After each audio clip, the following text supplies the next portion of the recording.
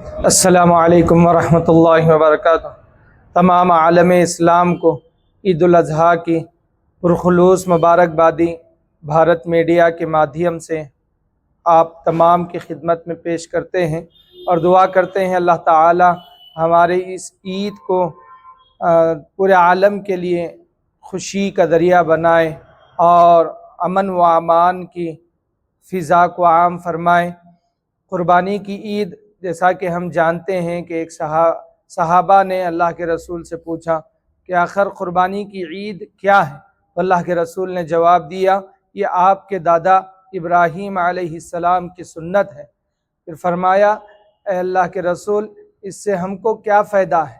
تو اللہ کے رسول صلی اللہ علیہ وسلم نے فرمایا ایک ایک بال کے بدلے میں اللہ تبارک و تعالیٰ ایک ایک نیکی لکھے، اور قربانی کے جانور کا خون زمین پر گرنے سے پہلے جو قربانی دے گا اللہ تعالیٰ اس کو معاف کرے گا، اس کے گناہوں کو معاف کرے گا۔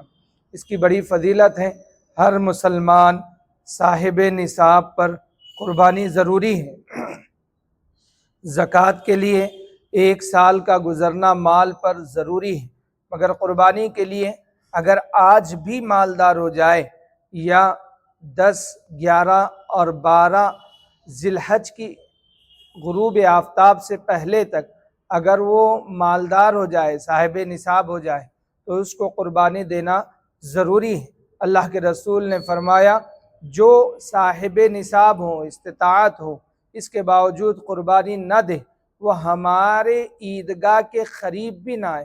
اس سے یہ منشا تھی کہ ہر مسلمان ضرور قربانی دے۔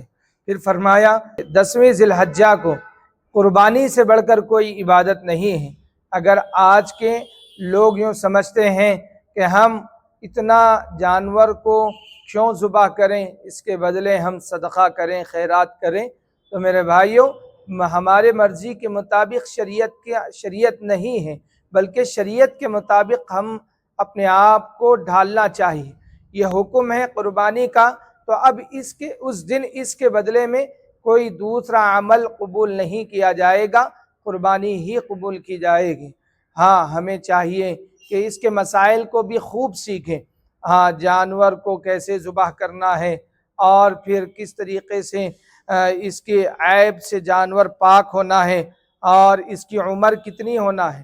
عمر کے سلسلے میں بکرا ہو بکری ہو 1 سال سے کم ہوگا تو پھر اس کی قربانی نہیں ہوگی۔ بیل بھینس کی قربانی 2 سال سے کم عمر کے ہوگے تو قربانی نہیں ہوگی۔ اونٹ 5 سال سے کم ہوگی تو قربانی نہیں ہوگی۔ صرف مینڈھا یا دمبا جو دکھنے کو 1 سال جیسا دکھ رہا ہے مگر عمر میں 6-8 مہینے ہے، تو اس کی ایک کی قربانی میں عمر کے سلسلے میں گنجائش ہے۔ بقیہ تمام جانور کو قربانی کی عمر کو پہنچانا ضروری ہے، عیب دار نہ ہو، بے عیب ہونا چاہیے۔ اور ہمیں چاہیے کہ جب بھی ذبح کا وقت آئے جانور کو قبلہ رخ لٹا دیں، اور پھر ذبح کرنے والا بھی قبلہ رخ ہو جائیں، پھر دعا پڑھیں انی وجہت وجہیہ للذی فطر السماوات، پوری مکمل دعا پڑھیں، پھر بسم اللہ اللہ اکبر کہتے ہوئے ذبح کریں، پھر اس کے بعد اللہم تقبلہ من کہہ کر تمام کے نام لے، پھر اس کے بعد اس طریقے سے قربانی مکمل ہوگی۔ یاد رکھیے جتنوں کا ہاتھ چھری کو لگے گا ان تمام پر بسم اللہ اللہ اکبر بولنا ضروری ہے۔ اگر ہم آدھا ذبح کر دیں اس کے بعد ابھی مکمل ذبح نہ ہو، اور پھر وہ قریشی حضرات اس سلسلے میں گڑبڑی کر ذبح کریں گے تو ان کو بھی چاہیے کہ بسم اللہ اللہ اکبر کہہ کر پورا جانور کو ذبح کریں۔ بہرحال یہ قربانی کا طریقہ ہے، اور اس کا گوشت ہم بہتر یہ ہے کہ تین حصے بنائیں، ایک اپنے لیے، ایک دوست احباب رشتہ داروں کے لیے، غربا کے لیے، تینوں حصے بنائیں۔ ہاں 3 حصے بنانا بہتر ہے، اگر کوئی پورا حصہ غربا میں دینا چاہتا ہے تو پھر بھی اس پورا حصہ غربا میں دینا چاہتا ہے تو یہ بھی بہتر ہے، یہ بھی مناسب ہے۔ اور پھر قربانی کے سلسلے میں اس کے چمڑیوں کو ضائع نہ کریں، بلکہ مدارس کے حوالے، غربا کے حوالے اس کی چمڑی کو کریں، اور اس کو ضائع ہرگز نہ کریں۔ گزارش ہے قربانی کی عید صرف جانور کو ذبح کرنا نہیں ہے، بلکہ حضرت ابراہیم علیہ السلام کی یہ سنت ہے۔ کیسی سنت ہے؟ اگر ہم اس کے پیچھے اس کی حقیقت کو دیکھیں تو دل کلیجہ منہ کو آ جائے، اور کیسی قربانی حضرت ابراہیم علیہ السلام نے دی تھی، وہ اصل اس کی حقیقت ہے۔ میرے بھائیوں، بوڑھا باپ ہے، اس باپ کو حکم مل رہا ہے کہ بیٹے کو ذبح کرو، بیٹے کے گلے پہ چھری چلاؤ۔ کوئی باپ ایسا ہے جو بیٹے کے گلے پر چھری چلائیں؟ تو ہرگز یہ باپ کی ہمت نہیں ہے۔ کوئی ماں ایسی نہیں کہ بیٹے کو اس حال پہ چھوڑے، ہرگز یہ ماں کی ہمت نہیں ہے۔ مگر وہ میاں بیوی، وہ ماں باپ اللہ کی محبت میں اولاد کو کٹا رہے ہیں، اور پھر بیٹے سے باپ پوچھ رہا ہے فَلَمَّا بَلَغَ مَعَهُ السَّعْيَ قَالَ يَا بُنَيَّ إِنِّي أَرَىٰ فِي الْمَنَامِ أَنِّي أَذْبَحُكَ فَانظُرْ مَاذَا تَرَىٰ۔ اے بیٹے، میں خواب میں تجھے دیکھ رہا ہوں کہ میں تجھے ذبح کر رہا ہوں اللہ کے حکم پر، بیٹے تیری کیا رائے ہے؟ تو بیٹا یوں کہتا ہے قَالَ يَا أَبَتِ افْعَلْ مَا تُؤْمَرْ سَتَجِدُنِي إِن شَاءَ اللَّهُ مِنَ الصَّابِرِينَ۔ اے ابا، جو حکم اللہ نے آپ کو دیا وہ کر دیجئے، آپ مجھے ذبح کر دیجئے، اگر اللہ کا حکم ہے تو آپ مجھے ذبح کر دیجئے۔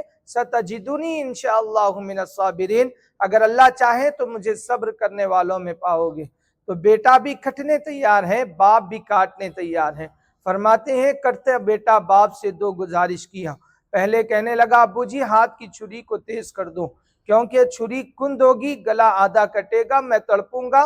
جس چہرے کو دیکھ کر آپ غموں کو دور کرتے تھے، چہرے پہ مسکراہٹ آ جاتی تھی، بڑھاپے کا سہارا میں بیٹا تھا، اس کے گلے پہ چھری چلے گی تو آپ دیکھ کر آپ کو تکلیف ہوگی، لہذا چھری کو اتنی تیز کر دو کہ ایک مرتبہ میں ذبح ہو جاؤں، آپ کی تکلیف کم ہو جائے۔ اے ابو جی دوسری گزارش، میرے خون بہتے ہوئے کپڑوں کو میرے ماں کے پاس پہنچا دینا اور ان کو میرا آخری سلام کہنا۔ باپ کی آنکھوں میں آنسو ہیں، بیٹا بھی تیار، باپ بھی تیار۔ باپ نے چھری کو تیز کیا، بیٹے کے گلے پہ چھری چلایا۔ میرے بھائیوں، باپ کے لیے بڑا معاملہ کہ گلے پر چھری چلانا، پھر بھی آسان ہے پہاڑ سے نکلنا، پھر بھی آسان ہے دوسری طریقے سے بیٹے کو موت دینا، مگر باپ کے لیے یہ بڑا امتحان تھا، بڑا مشکل تھا کہ اپنی اولاد کے گلے پہ چھری چلائے۔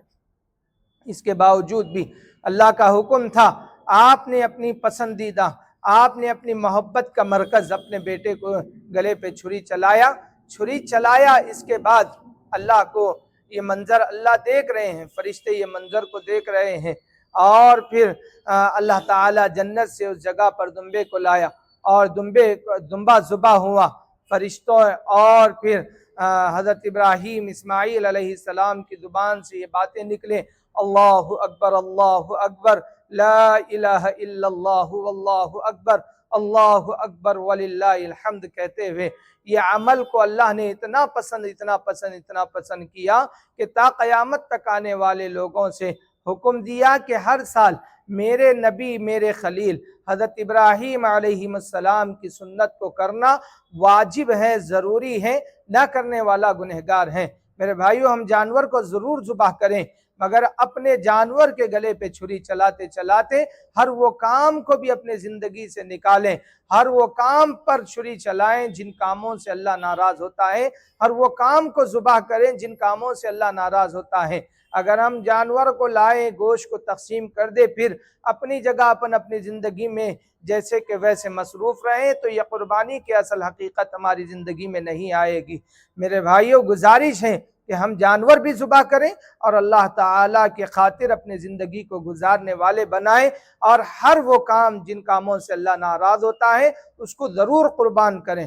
پھر آخری میں ایک گزارش ہے تمام عالم اسلام سے کہ ہم قربانی کی عید ضرور دیں، جانور کو ضرور ذبح کریں، مگر میرے بھائیوں صفائی کا خاص خیال رکھیں، کھلے میدانوں میں ذبح نہ کریں اور پورے اندرون حصے میں ذبح کریں، اور کہیں پر بھی ایسا نہ ہو کہ ہمارے عمل سے ہمارے ملک کے بھائیوں کو تکلیف ہو، اس سے ہرگز ایسا نہ ہو، اس کا پورا خیال رکھیں، کیونکہ پاکی کو اللہ نے پسند کیا، یہ ہمارے دین اسلام کا حکم ہے۔